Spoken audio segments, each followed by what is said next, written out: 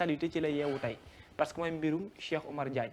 moom tamit ginnaaw temps yële nga xamante ni fësaloon na fi ab bataaxal ci page Facebook am xamle woon que ni dafa amoon une convocation au niveau de la DIC maanaam division des investigations criminelles ba mu paree dafa delluwaatoon këram mais gi la yoon ab delluwaat dafa am beneen plainte boo xam plainte bi dafa jug mu di député Djibril War moom moo ko porté plainte nee na dafa yëkkati ay kàddu yoo xamante ni dëppawul ak yoon waaye tamit boole ci li nga xam ne ay sos la mu teg ko ci ndoddam moo tax mu porté ko plainte tey nag bi ñuy yewoo ci lañ jot xibaar bi ni mel ne moom sax fa nga xamante ni fa la nekkoon foofu sax lañ ko mujjee téye mais tamit ki nga xam ne mooy layal ko tam di maître Khouraychi jot naa fësal ci ay xibaar que ni dafa waroon dem pour jàkkaarloo ki nga xam ne moo di procureur mais loolu mujjewu la antu donc moom day fanaan fa nga xam ne moo di commissariat bu Dakar Plateau ba bu jógee commissariat bu Dakar Plateau suba incha allah lañ ko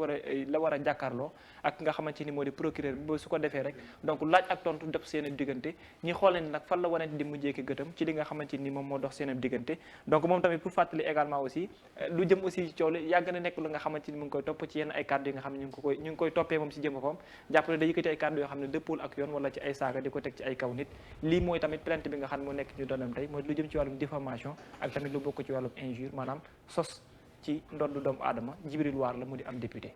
d'accord merci beaucoup léegi Abou yow laa jox nga intervenir par rapport ak man de dossier bi mu demee dig maa ngi ko doon suivre dama yeewu rek gis ko ci si kii bi ñu ko convoqué après ci lay doog a dernier développement yi ci lay doog a xam ni dafa plainte pour injure publique la mais moom ku tàmmoon di injurer nit ñi publiquement la ku tàmmoon aussi di accuser nit ñi la di tudd turu nit ñi di dem ci média bi lenn rek moom ma métti dama gis coow li ni mu daan demee nit ñi di ko followers yi di ko topp ci net bi coow bi amee dama déggul kenn dégguma ci gars yi dégguma ci ni ñu daan te moom it aussi noonu la daan defee fépp fu mu ne nit ñi di ko bind di ko partager parce que fait bi sànq nii bi may doog laa ko gis mais lii mu def nii man lu ma wax man daa waxaat ko ren waxaat ko déwén mooy mosuma ànd ci doxalinam te yàgg naa wax ni li muy def tegu ko ci yoon mooy c'est-à-dire ay nit doo leen interpeller kilifa yi doo leen tuumaal loo xam ne amuloo këyit parce que man wax na ko am na PGA lu ci xewoon dama ne bu ci tuddoon kenn ci sama famille dama koy yóbbu ci yoon parce que tiim ay nit di leen tuumaal ni ñii ci liste sàngam la ñu bokk liste sàngam la ñu bokk liste sàngam la ñu bokk ñu am njaboot am lépp donc loolu aussi ci réew mi dañ ci war a jël ay mesures wàllum données personnelles. parce que tamit mais Abou ko la wax ne amul ci preuve aussi. non xam nga nañ dem ci yoon parce que ñi ko interpellé parce que tamit ñi mu doon toog nii tiim liste. tiim nit ñi ne ci liste bi ñëpp signé nañ ay homosexuels lañ mais ci ñooñu daf ci am ay kilifa jàmbur. ak ay waajuru jàmbur. waaw liste boobu mu jël ñëw teg ko bu fekkee am na ci ñoom dañu attaqué seen honorabilité amuñu droit dem teg ko parce que moom loolu yoon dafa am ci dëkk bi ni muy waxe te moom day wax skandaane man diw nangam dafa am ay article tamit yu fi nekk loo xam ne kenn du ko nangu donc comme am na kenn ku jàpp ni daf ko léser mu dem yóbbu ko ci yoon donc mu ngi ci yoon avocat mu nga fa wóor parce que léegi yoon wi am Sénégal règlement 5 bu UEMOA sa avocat day teew ñuy déroulé xam nga procédure bi day léegi nag avocat yi la ñuy génn di wax ci presse bi ak la ñuy génn di wax ak seen client bokkul ak ñi nga xam ne noonu la procédure bi di déroulé léegi nañu def waaye moom mii ñu ngi ñuy signalé que ne biñ koy yóbbu avocat am new fa woon et ça de violation ay droit am la bokk non xam nga c'est-à-dire loolu dañ koy ñoom mën nañ ko attaqué loolu ñu def noonu avocat mën na leen ci attaqué bu ñu demee ci procureur gis nga yoon ni muy doxee lay doxee mais manipulation de la masse et de l'opinion moom moo tribunal de l'opinion bokkul ak tribunal bële parce que léegi luñ la def da nga koy attaqué. mais moom mosul wax ne gars yi nag ay góor jigéen. non maa ko dañ koy dooleel. dégg déet dafa teg liste. ah non mais kii. waaw mais ça kon pour man dinañ interpellé gis nga amee bu doon loolu képp ku ci wax rek. yaa nga fanaane fële nga xam ne moom moo nekk. nu mu tuddee sax mais est-ce que buñ la pelentul di nga dem parce que boo ma jiiñee góor jigéen. pelentuma la tamit kenn du la yóbbu. mais su ma la pelentee si la yoon bi nekk mais loolu en fait man yàgg naa déglu ay live bu Cheikh Oumar Diagne comme ni mu wax tamit mooy man ku ma naw la naw naa Cheikh Oumar Diagne lool ndaxte mën nañ ko tuumal lu nekk mais am na courage de ses opinions parce que wax ci diine dafa jafe lool am point yu bëri yoo xam ne tamit comme ñun nu ñu suñu diine mooy dëkk bi ñu nekk dafa am ay tarixa moo tax mu compliqué dafa am loo xam ne en fait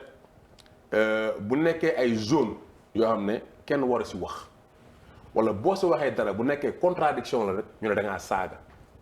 des fois nit ñi dañuy wax saaga mais man ci ay vidéo musuma dégg mu jël kilifa diine yëkkati saaga teg ko ci deram parce que saaga tamit. xam nga des fois Sénégal fii même da ngay wax des fois ana sa ndey ñu jàpp ne saaga la parce que dañoo ñaawal. ndey bi suñu làq. ana sa baay demal toog sa peggu ndey ñu jàpp ne saaga la. am na fii booy Dakar yu bëri boo ko waxee loolu da ngeen di raak. te pourtant du saaga. dafa am loo xam ne ni mooy ñun suñu politique loolu kenn mënu ko dindi dafa jaasoo ak tarixa yi te loolu dafa nekk suñu histoire mooy histoire coloniale lu ci bëri nit ñi duñ ci nangoo wax parce que dafa am ay responsabilités yoo xam ne nii peut-être boo ci waxee mooy comme li amoon ak Iba Der Thiam rek bi mu defee. histoire du Sénégal après bëri na coow yoo xam ne nii ku ci nekk da ngay wax sa pàcc da nga bëgg ñu bindal la ko noo xam ne nii en fait yow da lay neex. ndax tey ñun nañ jàppee en fait notre rapport à l'histoire notre rapport à la contradiction mooy waroo wax sama maam dara mais man mën naa am maam boo xam ne defoon na nag su dul noonu mais loolu nekkul sama responsabilité. et je ne dis pas que ci affaire tarixa yi mooy comme par exemple biñ ne De Gaulle dafay ñëw ñu ne dañu war a voter pour indépendance du Sénégal ñu ne amoon na association des imams ñu ne woon ñoom dañuy voter oui xam nga loolu devant l'histoire am na si ñoo xam ne bu ñu nee ñoom ay panafricanistes la am na si ñoo xam ne bu ñu nee dañ am benn genre ligne idéologique bu ñuy défendre ñu xool contexte bi nga xam ne nii moom moo tax De Gaulle ñëwoon fi ak imam yi ne ñoom même bu politiciens yi voté wul oui ñoom dañuy voté oui parce que dañ bëgg France continuer ak ñun parce que il faut que ñu xam dara mooy bi De Gaulle ne vous voulez l'indépendance prenez-la nekkul woon indépendance dana leen vous voulez l'indépendance prenez-la mais si vous voulez autre chose la coopération avec la France loolu lañ jël ñu jël ñu indépendance donc bu nekkee dafa am ay ñoo xam ne nii en fait ay kilifa diine lañ ci wàllu diine naw nañ leen def nañ ci liggéey bu mat la dañuy jaawale parce que man mën naa ne nit xale daara laa parce que Thierno Kandji may nuyu Baye Daara sëñ Mamadou Kandji man sama baax ba dana woon du ma dugg alxuraan du ma dugg école man maa ngi duggee école à l'âge de 10 ans baaba damay jël loolu ma ngay fàttali mu jël ma ne man Alaaji Maalik la ma tuddee du ma dugg école mu jël ma yóbbu ma ba kër Thierno Kandji sëtam muy Baye Daara mu indil ma si Baye Modou Kandji jox ma ko Baye Modou Kandji woo doomam ne jëlal ma baas mii moom mu may jàngal alxuraan donc am na loo xam ne nii ñu si bëri tey sur de certaines questions muy affaire féminisme wala affaire littérature dama siy bind lu bëree bëri mais dama am fu mu bokk loo xam ne nii affaire góor jigéen du ma si négocier la dernière fois maa ngi dem pensée atelier de la pensée mooy mu amoon ci musée ak ñoom Felwine Sarr ak ñoom mu am si kenn ko xam du ma tudd turam ñuy wax mu merci man benn contribution bu ma defoon ci bindu Mbougar ñu naan ma yow en fait da nga il faut que nga revendiquer sa liberté il faut que léegi loolu c'est comme je dis même en tant qu'intellectuel mais intellectuel la damay lire damay bind mais am na foo xam ne dama fa bokk dañ ma fa mooñaale dama am benn idéologie boo xam ne am na si yoo xam ne du ma ko négocier te dama koy revendiquer bu nekkee ne affaire artiste loolu dama koy xañ nangu naa ko bi ñuy njëkk a def manifestation affaire góor jigéen dañ ma jàpp place de l'Obélisque ak ñoom Karim Xrum Xax yóbbu ñu police u Médina donc loolu dama ko affiché parce que am na loo xam ne du ma si négocier du xaalis du dara du lenn mais am na loo xam ne dañ war a xam tamit ne mën nañ questionner en religion lépp parce que islam dafa nekk religion bu scientifique bu rigoureuse boo xam ne sax même bu nekkee ne comme ni ma wax ñun suñu yonent Muhammad sallallahu alayhi wa sallam bu nekk moom dafa ko wax moom ci opinion boppam mais saaba yi mënoon nañ ko questionner mais bu nekk loo xam ne dafa nekk dogme loo xam ne yàlla moo ko wax mu wàcc loolu amul kenn ko ci sikk sàkk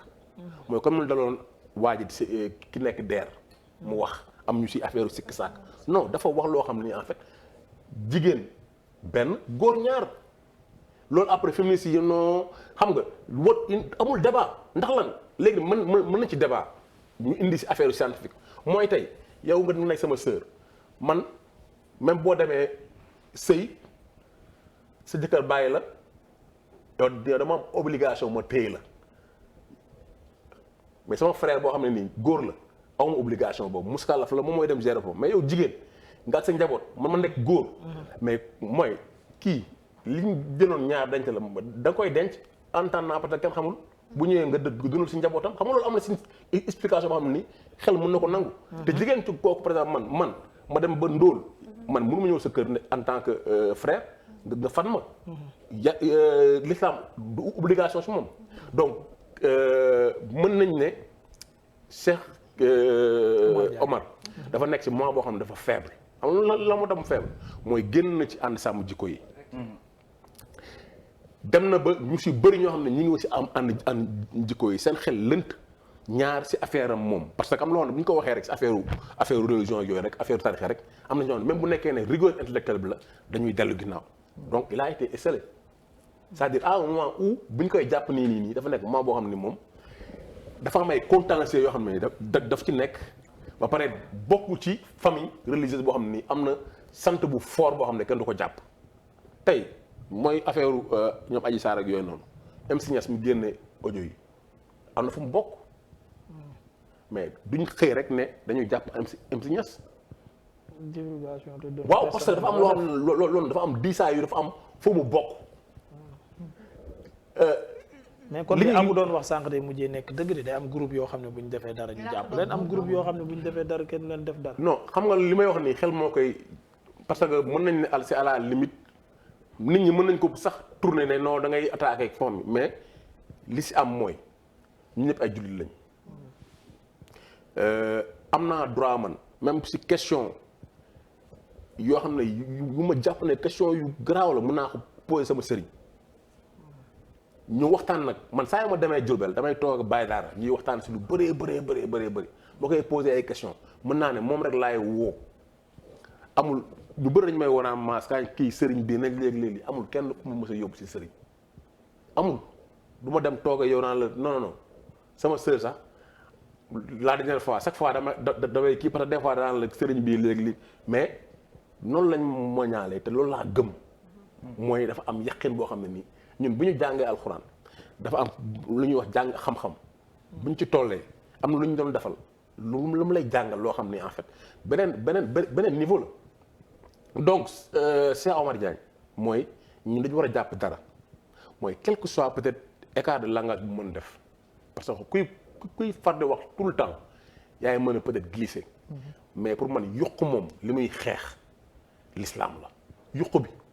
mooy ñun mën nañ ci gis suñu bopp mën nañ nag am na contradiction mais bu ñu nekkee na ne dafa laal suñu peut-être tarixa rek wala dara loo xam ne neexuñu rek après ñu pousse ko xam nga mu essayer noonu pour man soldat boo xam ne nii la waruñu koo ñàkk ci xeex bi ñuy xeex parce que si boo xoolee armée am na ñoo xam ne nii ay tirailleurs lañ am na si ñoo xam ne nii armée de terre lañ am na ñoo xam armée de l'air lañ am na si ñoo xam ne nii ñoom ñoo nekk si ginnaaw si donc bokkuñu nu ñuy xeexee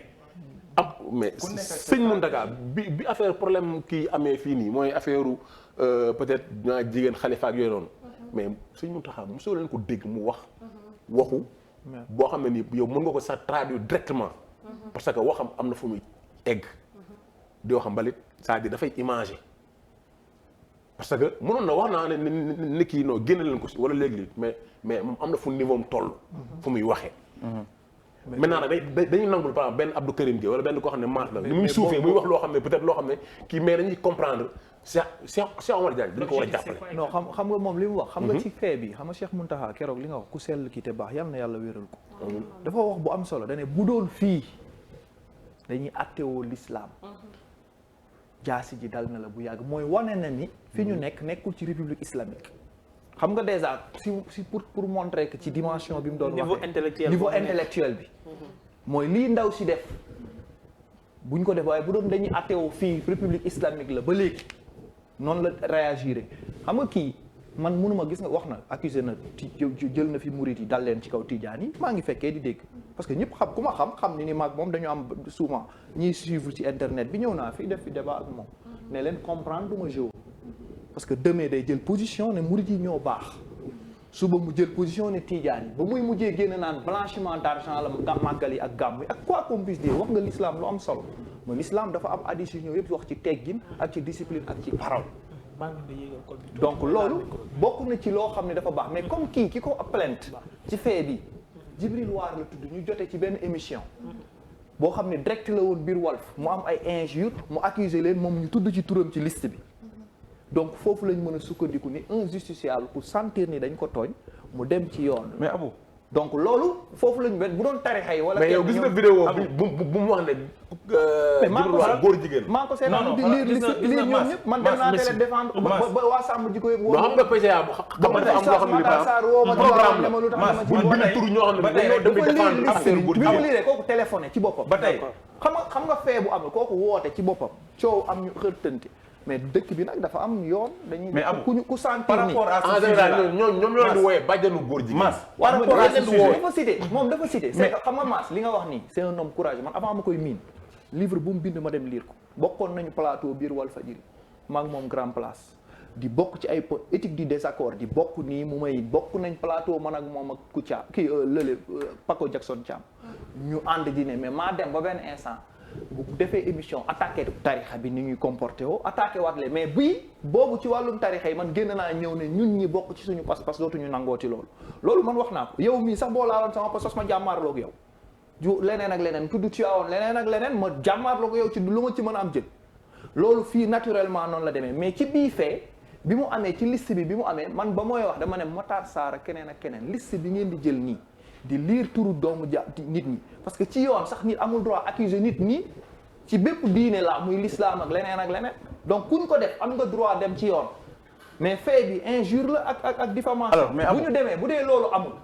moom ci boppam am na droit toppat leen. d'accord mais Abou on est tous d'accord par rapport ak li nga xam te ne moom mooy objectif u xeexu Cheikh Omar Diagne comme ni ko Mass waxee léegi moom mooy l'islam te ñun ñëpp foog naa ne d'accord nañ que ni ànduñ ci wàllum góor jigéen. amul benn jullit bu nga xam te ne ànd nga ci wàllum góor jigéen amul benn tarixa ci tarixa yi nekk fii même ñi nga xam te ne c'est ci bois sacré bi la ñu nekk ànduñ ci wàllum góor jigéen loolu yëpp on est d'accord maintenant ñu nekk ci république bu nga xam te ne aussi fii ñi fi gëm presque ñiy jullit presque ñu ngi toll ci à 98% ñëpp gëm diine l'islam waa jàngu bi aussi toll fi benn pourcent bu nga xam te ne nii nanguñ li nga xam moom moo nekk wàllum góor jigéen ñu jël ay nit daan leen fal ne leen yéen ñi yéenay teewal penc mi ca penc ma askan wi yéenay ay député yi nga xam te ne yéen ñi lépp lu nga xam te ne rek suñu njàmbat la ñu bëgg mu jàllale ko ci assemblée nationale yéen ñu koy jàllaleel ñooñu noonu toog fa ngir seen i intérêt bopp wala sa intérêt keneen parce que aussi nañu waxante dëgg te yàlla tax projet bi jëm ci li tax coow li am moom mooy wàllum góor jigéen wàllum homosexualité ñu jàllale ko ci assemblée nationale pour ñu criminaliser ko mais Cheikh Omar Diagne mii Dambo toog na fii ci Sénégal ne joxe ñaari tur keroog loolu dagg nañ ko ci TikTok bi ku nekk di ko gis mu ne ko diw moom ci PGA la bokk yow tontul sa waay lan la wax tontuwul du ma ci wax la ko wax ci mu ne du ma ci wax gis ngeen loolu du ma ci wax la wax du ma ci wax maanaam lu tax du ci wax kan la kooku kii Mbaye la nu mu tudd sa Zator Mbaye mais Cheikh Oumar Sy bi ñu ko bindee ci liste bi d'accord député Cheikh Oumar Sy dañ ko bind daf ko cité le lendemain dafa bind këyit waaw parce que xam nga tamit d'accord foofu ngeen di tooñ ba d'accord xoolal nit tudd nañ la si bu la neexee nga porter plainte bu la neexee aussi nga joxe ay explication par rapport li nga tudd gis nga ki porter plainte nu mu tudd Cheikh Omar Diagne mi ba tey am naa opportunité exclusivité interview ko ne ko dégg nañ ne yow da nga bokk ci liste ñi nga xam te nii ci PGA la ñu bokk mais interview ko man ak moom kese mu ngi ci biir Sénégal fële nga moom mu nekk Café de Rome jour boobu noonu Maître El Hadji Diouf mu doon def conférence de presse yooyu mu doon def Café de Rome mais dafa layam ci question boobu noonu daf tontiwu ci lu leer vidéo baa ngi fi dem leen ngeen dindi ko waa régie dañ ko teg tontiwu ci dara lu nga xam te ne leer na dafa ma insisté mu dugg mais Aïdara dafa bëgg nekk analyste te doo topp yoon gis nga assemblée nationale bi ak fi projet bi jaar ak loi criminalisation lu tax mu indi débat parce que assemblée boobu nga xam nga dama wax ne la refondation ak fonte totale nan la ñuy dugalee député ak nan la ñuy falee député ak texte yi procédure yi la fa nekk du loolu c'est un combat citoyen que suñu code procédure code bi ñuy fodee code électoral c'est Abou Diallo yaa ngi jël débat bi di ko yóbbu ci assemblée non s'il te plaît Abou parce que yaa bëgg nekk analyste doo analyste non déglu ma du ma analyste man dama ne la man déglu ma man damay raconter des faits li ma def ni c'est des faits li ma def ni man analyse wu ma je raconte que des faits Abou s'il te plaît man je raconte que des faits li ma lay wax nii man naa ko léegi Babacar Babacar tëjal sa ringum bi ñu daal di dem xoolu ndogu askan wi ak Nabou Ngom. non am bëgg a wax rek même tuuti rek. waaw waaw ayca balaa Babacar di tëj Mass. mooy en fait dafa am loo xam ne. c'est que Mass day dégloo moo tax lu mu ñaan ma may ko. comme li mu doon wax mooy peut-être nit ñuy indexé dafa am loo xam ne mooy ONU dafa am nit ñoo xam ne dañ leen di yebal ñu dem fa ñu leen di auditer ci ñoom ndax affaire góor jigéen nag affaire équilibre xaw ma ak affaire des minorités waaw léegi loolu Sénégal day ñëw def rapport am ñoo xam ne dañ koy présenté am na si YouTube boo demee gis nga ay jigéen ñoo xam ne ak ñoo xam ay Sénégal la ñuy wax ne ñoom affaire góor jigéen nekk loo xam ne nii lu ñu bañ la mi ngi fi donc bu ñëwee fii nag dañuy changer discours léegi nag am na comme yow li nga wax c'est-à-dire méthode légale combattre ay textes jéem a dugal ay projet de loi pour que mu changer mais dafa am beneen combat boo xam ne mooy combat communication xam nga dañuy bañ ne dañuy wax dana ne affaire góor jigéen nañ si baandu affaire néeg ak yooyu la wala affaire góor jigéen yàggoon na fi nit ñi dañ koy wax mais loolu du dëgg gis nga boo xoolee suñu histoire doon na am ay góor yoo xam ne dañuy efféminé la moo tax ay góor yi efféminé mais nekkul woon ne dañuy sëyis mais dafa am góor yoo xam ne ni ay jigéen ñoo leen doon yar. noonu la ñu màggee. waaw non ñoo leen yar. lan moo tax ñu ne bu amee góor ba sëy bu tasee ñu ne jëlal ko góor ki joxal ko góor gi jigéen ñi na ko jigéen ñi. en général sax jigéen ñi nga xam ne ñoo nekk appartement ñoom rek di yar seen ak doom bu góor ah boo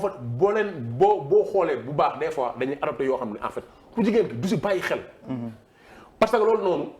yar bi mais c'est seconde par seconde da nga yóbbu sa doom école mu wàcc 13 heures boo dégloo waxam xam na am na loo xam ne nii xëyewu ko bu nekkee ko góor gi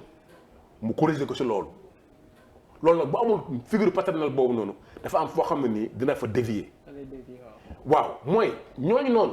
dañu la wax ay góor jigéen dañoo jigéene woon mais du ñu wax ay góor jigéen comme léegi dañ naan léegi yow da nga am droit nga def choix nekk ki nga bëgg a nekk mais bu nekkoon sax loolu rek non ñoom dañuy def promotion bi. voilà gis nañ Disney mooy ñi def dessin animé ñi def suñu xale yi fii ñu si bëri tey da ngay gis boo bëggee sa doom bañ a sonal rek nga jox ko kii affaire dessin animé ñun dañ ciy liggéey dessin animé yu bëri dañ ciy liggéey mais c'est non gis nga loolu ñu mën a yàq xale yi judd en 2020 non amul sax mais loolu la famille. waaw ndax gis nga Disney ñoom léegi lan lañ def mooy dañoo léegi def politique ne léegi dañuy def 50% de LGBT ci seen ay programme mooy dessin animé yi nga seen doom yi di seetaan ñoom wax nañ ne léegi il faut que muy am ay héros yoo xam ne dañuy am affaire yu ji am na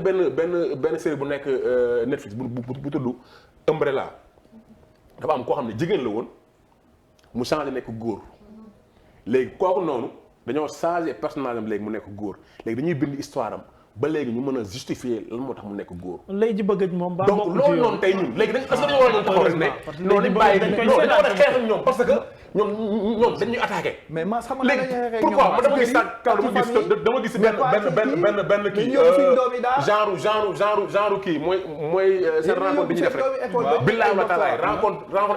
état ñu ne genre moom mooy jigéen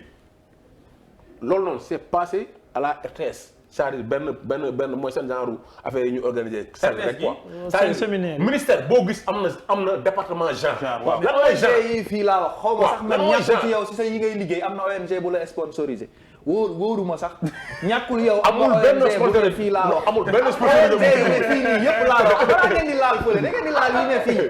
xam nga tey li ma wax bi ma demee ca débat ba fa dama ne leen. L'enseignement religieux ça fait combien d'années depuis 1981 ñu ngi koy xeex pour ñu dugal l'enseignement religieux ci suñu biir tey école Maodo école bi am Fass Touré école bi am tey Hizbut Tarqiyyah école bi am c'est que ñun ñooy jël suñu doom parce que contenu bi ñu lay jàngal soo demee ba philosophie ba ci kaw ba nekk fële ñoom ay lobby lañu dañu teg seen i moyens teg seen lépp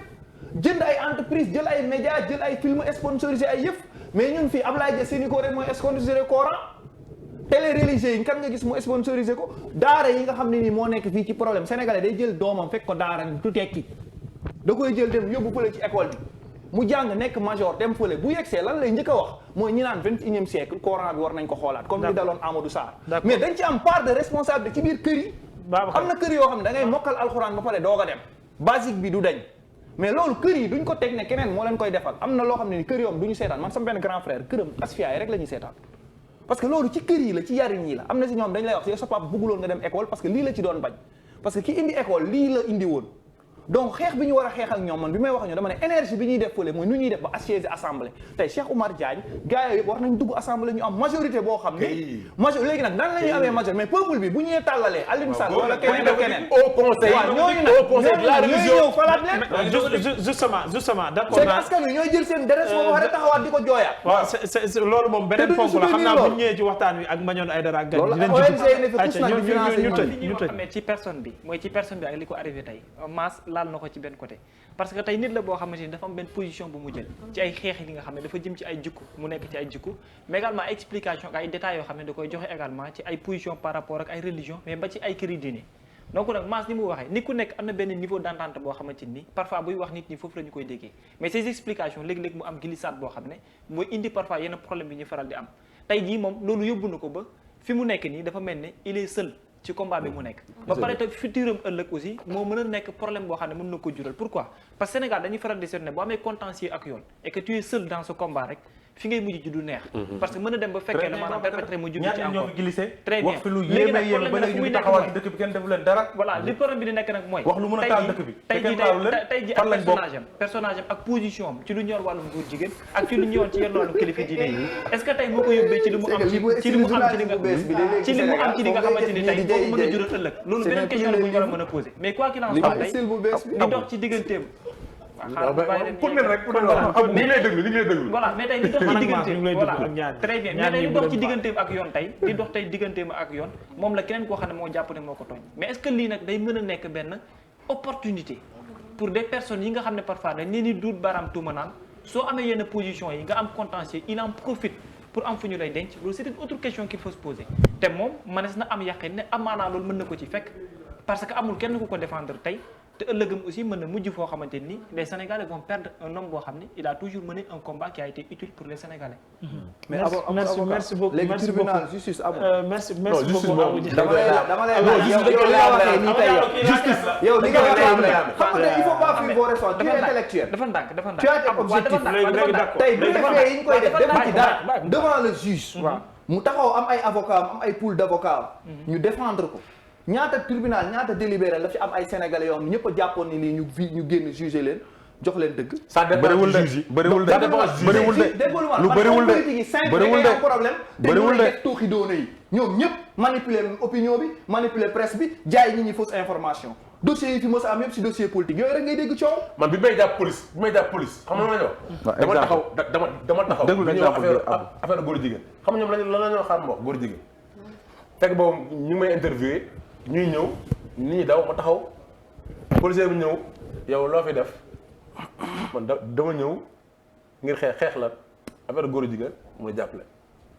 manifestation autorisée la woon. manifestation autorisée. wala non autorisée. autorisée lan xeex góor jigéen ñu jàpp la c'est-à-dire yow waroo wax baar damay xeex góor jigéen